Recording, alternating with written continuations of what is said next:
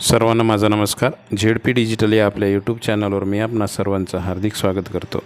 आज या व्हिडिओमध्ये आपण पाहणार आहोत इमारत व गणना घरांची ओळख ठरवणे, इमारत व गणना घरांना क्रमांक कसे द्यावे। पहा, या चित्रामध्ये आपल्याला दिसत आहे इमारत म्हणजे साधारणतः जमिनीवरील एकेरी वास्तुरचना। या रचनेमध्ये 4 भिंती व छप्पर असते, तर ही एक इमारत व एक गणनाघर म्हणून मोजल्या जाते।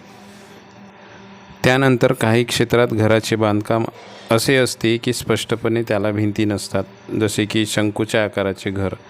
त्याचे छप्पर जमिनीला टेकलेले असते व त्यास एक प्रवेशद्वार असते, मात्र 4 भिंती नसतात, परंतु याला एक इमारत व एक गणनाघर मानावे। काही वेळा रस्त्याला लागून एका मालिकेत वेगवेगळ्या इमारती एकमेकाशी सामायिक भिंतीने जोडलेल्या असतात।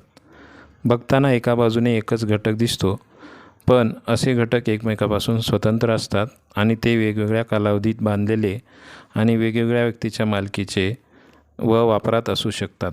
अशा परिस्थितीमध्ये जर सर्व भाग मिळून एक इमारत भासत असली तरी वेगळे प्रवेशद्वार असल्यामुळे त्याला वेगळी इमारत मानून वेगळे इमारत क्रमांक द्यावेत। चित्रात दाखवल्याप्रमाणे क्रमांक द्यावेत। मोठ्या शहरात बहुमजली इमारती आढळून येतात। अशा इमारती जेव्हा एकच दिसतात, परंतु त्यामध्ये वेगवेगळे फ्लॅट वेगवेगळ्या व्यक्तीच्या मालकीच्या असतात, तर बहुमजली रचना असलेल्या ह्या इमारतीमध्ये एकच इमारत मानून प्रत्येक फ्लॅटला वेगळे गणनाघर मानावे।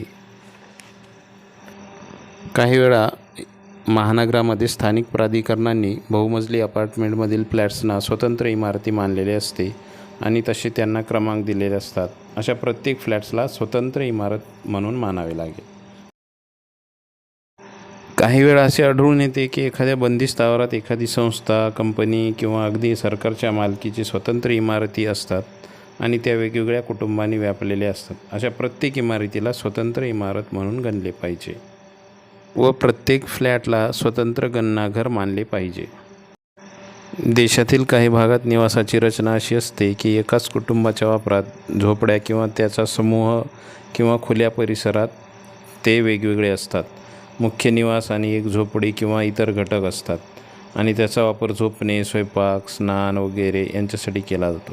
तर प्रत्येक झोपडी किंवा प्रत्येक घटक एक संरचना वेगळी जरी असली तरी ते मिळून एकच गणनाघर तयार करतात, म्हणून त्यांना एकत्रित स्वरूपात एक इमारत आणि एक गणनाघर मानावे।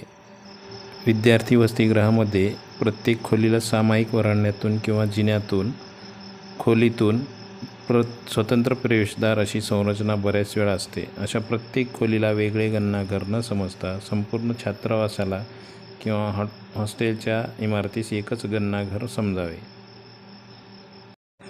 शहरी क्षेत्रात आपल्याला अशी परिस्थिती आढळून येते की एकाच घर यादी गटातील बंदिस्त किंवा खुल्या परिसरात घटकांचा समूह, उदाहरणार्थ मुख्य घर, नोकरांची खोली किंवा गॅरेज अशा एकाच व्यक्तीच्या मालकीच्या असतात। या आवारासाठी एकच इमारत क्रमांक द्यावा व गणनाघराच्या व्याख्येनुसार निकष पूर्ण करीत असलेल्या प्रत्येक गणनाघराला वेगळा गणनाघर क्रमांक द्यावा। मुख्य निवासाच्याच परिसरात असलेल्या काही झोपड्यांचा किंवा घटकांचा उपयोग कुटुंबाच्या राहण्यासाठी होत नसून इतर काही प्रयोजनांसाठी होत असेल, जसे की गुरांचा गोठा, वर्कशेड इत्यादी, तर त्यांना वेगळी गणनाघरे मानावीत। काही वेळा एकच कुटुंब त्याच्या मुख्य निवासापासून काही अंतरावर किंवा काही इमारती सोडून रस्त्याच्या पलीकडे, परंतु त्याच घरयादी गटात असणाऱ्या घटकाचा वापर बैठक इत्यादीसाठी करत असण्याची शक्यता असते। अशा वेळेस बैठक म्हणून वापरण्यात येणाऱ्या अशा घटकास स्वतंत्र इमारत किंवा गणनाघर मानावे।